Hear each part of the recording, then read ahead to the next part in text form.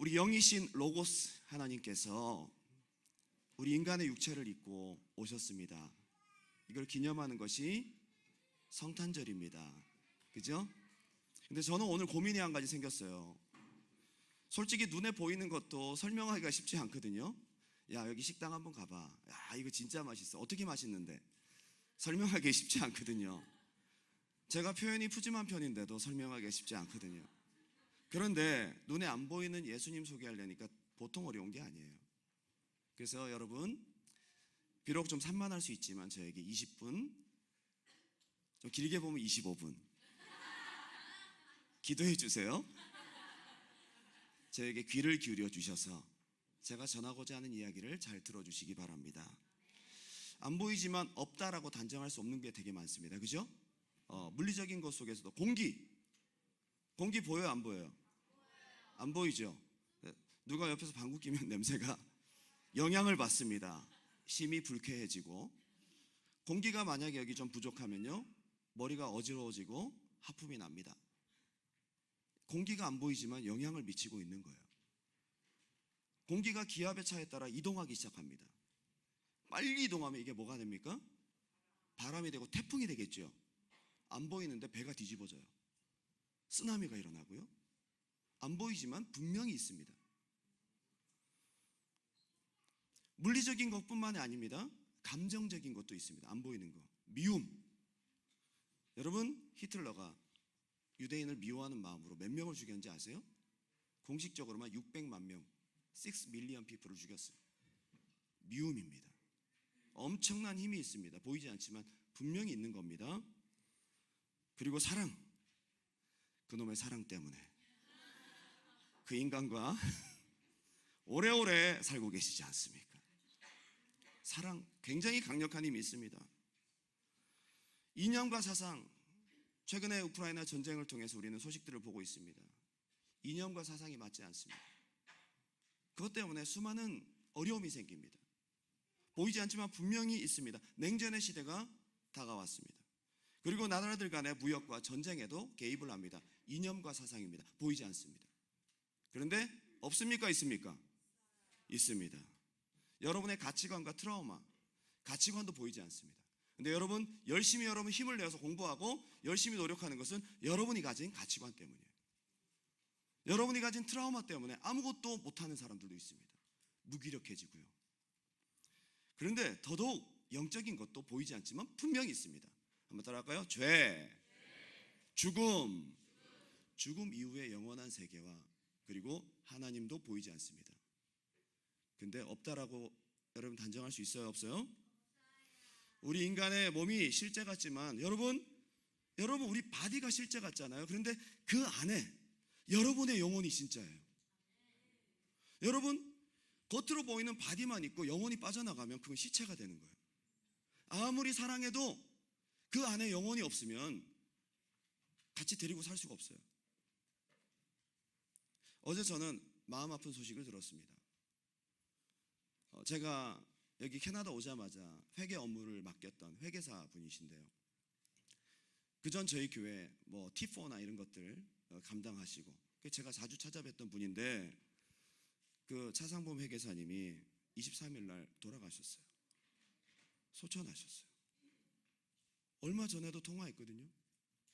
작년에는 제가 뭐 보고할 게 있어갖고 여러 번 그분을 방문했거든요. 향년 77세의 나이로 소천하셨습니다. 물론 그분은 장로님이셔서 분명히 더 좋은 곳에 가셨을 거예요. 부인 되시는 집사님 늘 사무실에 출근하시면서 그분과 함께 50년을 넘게 살았습니다. 그런데 아무리 사랑하고 아무리 오랫동안 살을 맞대고 살았어도 영혼 떠난 육체를 데리고 살 사람은 없어요. 그러면 눈에 보이지 않지만 육체가 진짜예요? 아니면 그 속에는 영혼이 진짜예요? 영혼이 진짜인 거예요. 영혼이. 마찬가지로 하나님, 예수님 확실히 계십니다. 안 보이지만 저는 그 예수님을 여러분에게 소개하고 싶습니다. 오늘 본문은 이 세상이 있기 전에 먼저 계셨던 분으로 소개합니다. 그분은 태초에 말씀이 계시니라. 로고스. 로고스는 영의 형태로 있었어요. 보이지 않아요. 근데 분명히 계셨고 그 로고스, 영이신 보이지 않는 분이 천지를 만드셨대요. 보이는 것보다 더 확실하게 보이지 않는 하나님이 더 먼저 계셨다는 거예요. 그분이 우리 인간의 육체를 입고 인카네이션 하신 거예요. 이게 크리스마스예요. 전 세계적인 절기가 되었습니다. 물론 산타클로스, 루돌프, 캐롤 다 카메오입니다. 얘들은 주인공이 아니에요. 오늘 저는 왜 예수님이, 영이신 하나님이, 로고스이신 하나님이 왜 인간의 몸을 인카네이션 하셨는가? 두 가지 이유를 함께 나누고자 원합니다. 첫 번째는 한번 따라합시다. 죄사함. 눈에 안 보이지만 존재하는 많은 것 중에 인간의 영혼, 아까 얘기했죠? 그리고 인간의 죄가 있습니다. 죄는 분명하고 보이지 않지만 사람을 죽이는 효력이 있습니다. 죄를 지을수록 그 죄의 세력이 강해지고 저주라는 힘을 발생합니다. 그리고 그 죄는 사람을 죽인다라고 되어 있습니다. 로마서 3장 23절 제가 읽어드립니다. 모든 사람이 죄를 범하였음에 하나님의 영광이 이르지 못하더니 죄라는 게 있고 중요한 것은 저와 여러분 모두가 다 죄인이라는 거예요. 지금부터 설명드릴게요. 그런데 중요한 것은 로마서 6장 23절 여기 나오네요. 시작. 죄의 삭은 사망이요 하나님의 은사는, 죄는 안 보이지만 죄값을 치러야 된다는 거예요. 값을 반드시 치르는 것이 죄라는 거예요. 죄는 그냥 없어지는 게 아니에요. 안 보인다고 없어지는 게 아니에요. 없다라고 할 수 있는 것이 아니에요. 죄를 지은 모든 인간은 죄값을 치러야 되는 거예요. 근데 여기에 하나님의 은사라는 말은 좀 어렵게 번역이 되어 있는데 기프트예요. 하나님이 우리에게 주신 선물이 뭐냐? 구원이래요. 자, 그런데 여러분, 우리가 이 땅에서 살다가 죽으면 끝일 것 같잖아요. 많은 사람들이 얘기합니다. 죽으면 그만이지 뭐. 죽으면 그만이지. 근데 죽음 이유를 안 봤다고 해서 우리가 단정 지을 수 없어요. 성경은 분명히 이렇게 나옵니다. 히브리서 9장 27절 시작. 한 번 죽는 것은 사람에게 정해진 것이요 그 후에는 심판이 있으리니. 죽는 것이 정해진 이치인 것처럼 죽은 뒤에도 똑같이 정해진 이치가 있는데 저와 여러분 모두가 다 그 죄값에 대한 대가를 치르는 심판이 있대요. 이건 제 말이 아니라 하나님 말씀입니다. 근데 여러분, 여기서도 재판을 받으면 결과가 있잖아요. 이번에 코트에 가서 몇 년형 받았어. 무슨 벌금이 얼마나 됐어.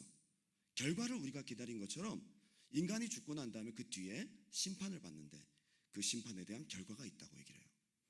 요한계시록 21장 8절입니다. 그 결과가 이렇습니다.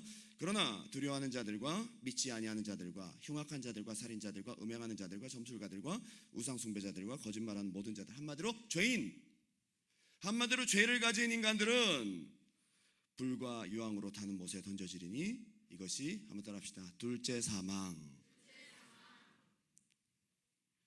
중요한 것은 죄의 대가는 죽음이래요. 죽고 난 다음에 또 죽어? 둘째 사망은 바로 죄에 대한 값을 영원히 치르는 아주 참혹한 지옥 형벌을 말하고 있습니다. 중요한 것은 여러분, 여기서 뭘 말하고 있냐면 죄의 개수를 얘기하지 않았어요.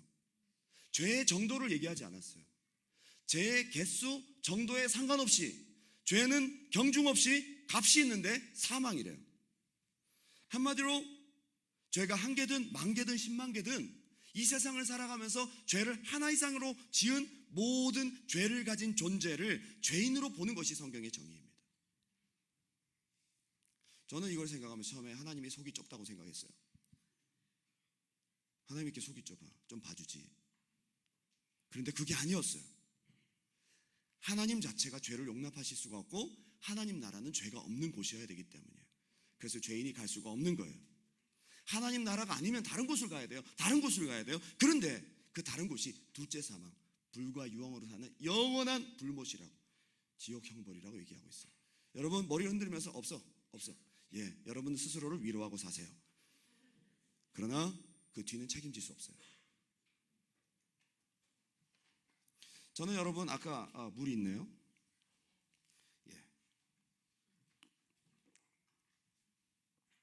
이 물 안에 잘못해서 똥이 1g 들어갔어요. 1g. 안 보여요. 똥이 만약에 1g이 들어갔다고 생각해 보세요. 근데 안 보여요. 녹았어, 이미 녹았어. 진짜가 아니고요. 아이들은 너무 믿음이 좋아서 진짜인 줄 알아. 농담이야. 저 이거 안 마실 거예요. 0.001g 들어갔어요. 살짝 튀었어요. 안 먹을 거예요. 진짜 마시기 싫으네요. 하나님은 죄를 용납하실 수 없는 캐릭터리스틱 갖고 있어요. 그래서 죄값은 죽음이라고 일괄적으로 처리해요. 착하게 살면 되잖아요. 예, 착하게 산다고 해결될 문제가 아니에요. 죄는 죄고 선행은 선행이에요. 나무에 못을 박았다가 빼면 못은 빠지지만 못자국이 남아요. 우리 죄는 값을 치러야 되는 거예요. 이게 문제입니다. 이것이 우리 인간의 딜레마입니다. 유일한 방법은 한번 따라합시다. 죄값은 사망이다. 죄값을 갚아야 돼. 예를 들면 10만 불을 내가 빚졌다 그러면 누군가가 10만 불을 갚아줘야 그 빚에서 자유할 수 있어요. 죽어야 되는 거예요. 꼼짝없이 죽어야 되는 거예요. 죄를 없앨 수는 없어요. 죄값을 갚는 게 중요한 거예요. 그런데 이것도 캐네디언 달러냐 US 달러냐에 따라 달라져요. 10만 불이면 US 캐네디언 달러 어떤 거에 따라서 가격이 틀려져요. 죄값은 사망이라는 것으로 반드시 값을 갚아야 됩니다. 이게 문제라는 겁니다. 그런데 여러분, 영은 죽일 수가 없어요. 우리 인간이 둘째 사망으로 영원히 죽을 수밖에 없는 그 스테이터스가 어떤 거냐면, 우리 인간은 불에 들어가면 디거나 타거나 목숨이 끝나잖아요. 그러면 끝이에요. 너무 살기 싫으면 자살하고 끝내려고 하잖아요. 그런데 우리 영혼은 죽어지지가 않아. 불멸의 존재입니다. 죽지 않는 존재입니다. 우리가 육체로 지은 죄를 죽지 않는 존재가 영원히 그 값을 치르는 거예요. 이게 얼마나 무서운 일입니까? 이걸 안타깝게 보신 하나님께서 너무 안타까이 여기셔서, 그러면 여러분, 이것 때문에 안타까워서 제가 여러분들을 위해서 만약에 정말 죽어줄 수 있다면, 물론 그렇게 하기도 쉽지 않겠지만, 저도 죄인이기 때문에 제 죄값을 제가 받아야 되는 거예요. 죄 없는 자가 죄 있는 자를 위해서 죽어줘야 되는 거예요. 방법은 한 가지. 하나님이 죽어야 되는 거예요. 우리를 위해서 값을 치러야 되는 거예요. 그러면 영은 죽일 수가 없으니까, 하나님이 로고스인 상태로는 죽을 수가 없으니까 어떻게 한다고요? 우리 인간의 육체를 입은 거예요. 이게 성탄절이에요. 인카네이션이에요. 근데 중요한 것은 죄가 없어야 되잖아요. 여러분 아버지도 죄인이에요. 죄송합니다. 여러분 할아버지도 죄인입니다. 증조 할아버지 죄인입니다. 고조 할아버지 죄인입니다. 세종대왕 죄인입니다. 다 죄인입니다. 아담부터 죄인입니다. 그 속에는 벌써 죄의 유전이 흐르고 있어요. 남자와 여자의 성관계를 통해서 태어난 모든 인간은 다 죄인입니다. 그러면 그 유전을 타면 안 돼. 그래서 16살 먹은 마리아라는, 결혼도 하기 전에 처녀에게 천사가 찾아갑니다. 아들을 낳으리니 이름을 예수로 하라. 이게 무슨 소리야? 큰일 났어요. 이거 그냥 아멘 했다가는, 그죠? 결혼도 파혼당하게 생겼어. 15살짜리가 얼마나 무서웠겠어요. 근데 설명을 얘기를 합니다. 하나님의 능력으로 네가 임신하게 되는 거다. 이게 무슨 말일까요? 남자와의 관계가 아니라 하나님께서 깨끗한 처녀의 태 속에 하나님의 능력으로 인간의 몸을 심어 넣은 거예요. 죄가 없는 깨끗한 몸을 가지고 태어난 거예요. 이게 성탄절이에요. 그래서 요한복음 1장 14절에 말씀이 육신이 되어 우리 가운데 거하시매, 말씀이 육신이 되셨대요. 영이 육을 입은 겁니다. 왜? 죽어주시려고. 영은 죽을 수 없으니까 나와 여러분을 위해서 죽어주시려고 죄 없는 육체를 입으신 거예요. 이게 성탄이에요. 이것을 우리가 받아들여야 됩니다. 예수가 실존 인물이 아니다라고 얘기하는 사람도 있지만, 여러분, 넌 크리스찬인 요세푸스, 타키투스, 로마 히스토리안이잖아요. 이 사람들이 다 예수가 실존 인물이라고 얘기하고 있어요. 그리고 예수가 십자가형에 죽었다는 사실까지도 얘기하고 있어요. 아주 정통한 19개의 문서가 다 예수의 탄생을 얘기하고 있고, 그 중에 12개는 십자가로 죽었다는 것까지 얘기를 하고 있어요. 여러분 확실합니다? 그분이 역사 속에 오셨습니다. 그래서 우리가 육체로 지은 죄를 고스란히 죽은 다음에 우리 영혼이 짊어지는 것을 막기 위해서 우리하고 똑같은 육체를 입으시고, 육체를 통해 지었던 모든 죄를 그분이 담당하셔서 죽으시니까, 그걸 믿는 순간 우리의 육체로 지은 모든 죄가 영혼으로 전가되지 않는, 트랜스퍼되지 않는 거예요. 거기서 끊어버린 거예요. 이것이 바로 예수를 믿는 거예요. 성탄절은 그거를 기억하는 날입니다. 너무너무 중요한 날입니다. 에이, 그걸 어떻게 믿어요? 박혁거세가 아래서 나온 거하고 똑같잖아요. 믿지 마. 그래도 믿으세요. 그래서 믿는 자만 구원받는다고 하는 거예요. 인류를 위한 하나님의 유일한 선택의 방법이었는데, 그것을 믿는 자, 겸손하게 하나님의 방법을 인정하고 받아들이는 그 사람에게 구원이 있다라고 하나님이 방법을 정하셨어요. 그래서 믿는 여러분 되시기 바랍니다. 이게 하나님이 정한 구원의 방법이에요. 어쩌면 오늘 여러분이 이 복음에 대한 이야기를 처음 듣는 분들도 계셔요. 저게 무슨 소리 하는 거야? 근데 하나님이 자기 아들을 인간의 몸을 입혀서 십자가에 처참히 죽여야 될 만큼 우리 인간을 살리고자 몸부림치셨다면, 이걸 받아들이지 않는 사람들이 겪게 될 영원한 형벌은 얼마나 무서울까요? 죄가 얼마나 무서운지, 우리 인류의 죄를 하나님의 아들이 짊어지니까 하나님의 아들도 온몸이 찢어지는 채찍과 고통과 십자가의 처참한 고통 가운데 죄값은 사망이라는 것을 치르더라고. 저와 여러분은 어떻겠습니까? 예수 믿고 구원받는 여러분 되시기 바랍니다. 아이, 죽으면 그만이지. 죽어봐야 알지. 죽으면 늦어. 죽으면 늦다고요. 지금 우리가 목숨이 붙어 있을 때, 지금 내가 몸으로 있을 때, 내가 아직 몸이 끝나지 않았을 때, 내가 예수 믿고 내 몸을 통해 지은 모든 죄를 저분이 죄 없는 몸으로 짊어지시고 죽었다는 것을 믿으면 거기까지가 효력이 있어요. 오늘 이 시간이 당신이 눈에 보이지 않지만 예수님을 영접하는 시간 되길 바랍니다. 제가 어릴 때부터 사람 죽는 거 많이 봤어요. 그렇다고 저희 집안이 조폭 집안은 아니고요. 저희 아버지가 목사님이셨는데 아버지를 따라서 병원 신방을 많이 다녔어요. 제가 집에 혼자 있으면 좀 이렇게 그런가 봐요. 그래서 저를 데리고 다니셨어요. 근데 어린 나이였지만 사람들 죽는 걸 다 보니까요, 죽음이 끝이 아니구나라는 걸 알았어요.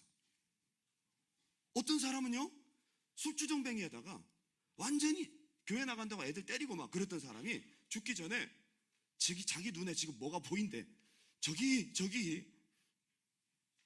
그리고 자기 아들들한테 회개하라고 얘기하고 예수 잘 믿으라고 그러고, 그분이 눈물 흘리고 회개하고 예수 영접하고 죽었어요. 그 사람이 예수 믿을 사람이 아니거든요. 어떤 사람은 식물인간이에요. 말을 못해요. 듣는지 안 듣는지 몰라요. 근데 안 믿었어요. 그래서 아버지가 가서 막 복음을 전파해요. 예수님이 당신을 위해 돌아가셨다고 막 얘기를 해요. 그런데 그 사람이 눈에서 눈물이 떨어지는 거예요. 듣고 있는 거예요. 그 영혼이 아직 떠나지 않았어요. 기회가 있는 거예요. 그리고 누가 봐도 얼굴이 일그러진 얼굴에서 평안히 웃는 얼굴로 하나님 나라 가더라고요. 제가 이게 답답해서 목사가 됐어요. 안 보이는 거를 어떻게 전해야 되지? 안 보이는데 진짜 있어. 이거 속 타는 얘기 아닙니까? 이거 여러분 정말 안 믿어주면 속 타는 거거든요. 여기 진짜 맛있어. 진짜 맛있다고. 근데 그 식당 없대. 내가 분명히 먹고 왔는데. 영수증 보여줘? 두 번째는 한번 따라합시다. 나의 주님, 나의 참 친구가 되시려고 인카네이션 하셨다는 거예요. 예수님이 육체를 입으셨다는 거예요. 일단은 죄 없는 육체로 내 죄를 짊어지시려고 오셨고, 내 참 친구, 나의 주님 되시려고. 여러분 친구 많으세요? 저와 비슷하시네요.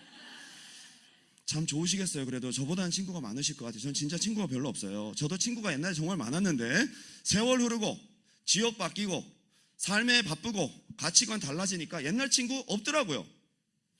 정말 초등학교 때 열심히 수영하러 다니고 정말 친하게 지냈던 친구들이 있거든요. 보고 싶어요. 2000년도 초반에 I love school이라는 앱이 나왔어요. 싸이월드 이렇게 나올 때 I love school, 거기로 연락이 막 오더라고요. 친구들한테.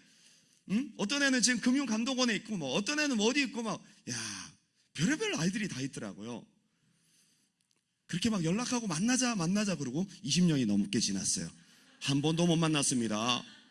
이런 거예요, 친구란 게요. 친구 다 필요 없다는 건 아닌데 진짜 친구 만나는 건 진짜 어려운 일이잖아요. 그래요, 안 그래요? 솔직히 얘기합시다. 진짜 친구가 어디 있어? 좀 있긴 있어. 그래도 대부분 친구들은 필요해서 외롭지 않으려고 사회활동을 통해서 만듭니다. 왕성한 사회활동을 통해서 생깁니다. 대학 가고 새로운 환경에 가면 우리는 본능적으로 스캔합니다. 나의 친구가 될 만한 만만한 인간 누군가, 나랑 같이 밥 먹을 애는 누군가, 나랑 같이 프로젝트 할 애는 누군가. 우리는 본능적으로 그 사람을 찾아냅니다. 그리고 대학을 졸업하면 바이바이. 필요에 의해서 조건이 만족되니까 자연스레 친구 관계가 또 형성됩니다. 솔직히 친구 하지만 제가 친구 간단하게 손절하는 방법 알려드릴까요? 돈 빌려달라고, 돈을 한두 푼이 아니야 10,000불 이상 빌려달라고 3번 이상 계속 집요하게 쫓아다니면 손절당합니다. 그리고 보증서 달라고, 보증 아파트 보증서 달라고 그러면 친구가 연락을 끊습니다. 그리고 고약한 입냄새를 풍기면서 말을 끊임없이 하면 친구가 떨어집니다. 끊고 싶은 친구 있으면 제가 알려드릴 때 잘 한번 써보세요. 이빨 닦지 말고 가서 계속 말을 해. 계속. 그리고 잘 씻지 않고 자꾸 머리 뒤밀고 자기 말만 하고 자꾸 먹을 거 사달라고 하고 정말 싫은데 나 뜨거운 애교를 계속 부려. 남자든 여자든 손절당합니다. 앉기만 하면 자꾸 남 욕하고 남의 험담하고 이간질하고 그 사람하고 있다 보면 하루 종일 있다 보면 기가 빨려. 손절당합니다. 자, 친구 퇴치법입니다. 비즈니스 친구 관계를 손쉽게 끊는 방법은 4가지 중에 한 가지만 실행해 보세요. 인생 혼자일 때 참 많습니다. 인생의 본질적인 문제, 특히 죽음과 질병 앞에서 내가 할 수 없는 어떤 문제 앞에서는요 철저히 고독한 게 인생이에요. 특히 죽음 앞에서. 저희 아버지랑 어머니가 60년을 함께 사셨는데 그렇게 사랑해도 아버지 대신 못 죽어주더라고요. 아버지랑 같이 갈 수가 없더라고요. 철저히 혼자 가야 돼요. 이게 인생이에요. 그런데 주님께서 자기가 진짜 우리 친구고 우리를 대신해서 죽어줄 만큼 사랑하는 친구, 한번 따라합시다. 사랑하는 친구, 예수님이 그걸 보여주시려고 이 땅에 오셨어요. 눈으로 안 보면 저분이 친구인지 어떻게 알아? 그분이 산 모습을 통해 우리가 그분의 친구라는 것을 알게 하신 거예요. 요한복음 15장 13절 14절 다 같이 읽겠습니다. 시작. 사람이 친구를 위하여 자기 목숨을 버리면 이보다 더 큰 사랑이 없나니 너희는 내가 명하는 대로 행하면 곧 나의. 한마디로 예수님이 당신을 위해 죽어주셨다는 친구의 증명을 해줬어. 빚을 갚아준 것도 아니고 대신 죽어준 진짜 친구라는 걸 보여줬어요. 그리고 여러분들이 그 명령대로 행하는 건 뭡니까? 믿으면 너는 나의 베스트 프렌드이 되는 거야. 그래서 성탄하신 거예요. 저는 왜 그랬는지 그때는 몰랐어요. 저도 외로움과 우울함이 정말 많았던 대학 시절을 보냈거든요. 열등감도 되게 많았어요. 저는 열등감 덩어리였어요. 솔직히 친구 많았거든요. 대학 다닐 때도 같이 노는 친구들, 돈도 좀 있었어요. 과외도 하고 장학금도 받고 알바도 하고 먹고 싶은 거, 갖고 싶은 거, 입고 싶은 거, 놀고 싶은 거 다 했어요. 부족함이 없었는데 제 마음속에 채워지지 않는 무언가가 있더라고. 그거는 주거로 안 채워지더라고. 스케줄이 항상 빡빡했습니다. 불금, 토요일, 주말 항상 저는 바쁘게 지냈습니다. 그런데도 친구들과 놀고 돌아오면 마음속에 비는 이 공허함을 무엇으로 채워야 될까? 저는 그래서 상담을 받았습니다. 정신과 의사를 만나려고 했습니다. 이러다가 내가 미치는 거 아닐까 생각했습니다. 지금 와서 이해되는 것은 하나님으로 채워야 될 공간이었던 거예요. 몰랐어요, 그때는.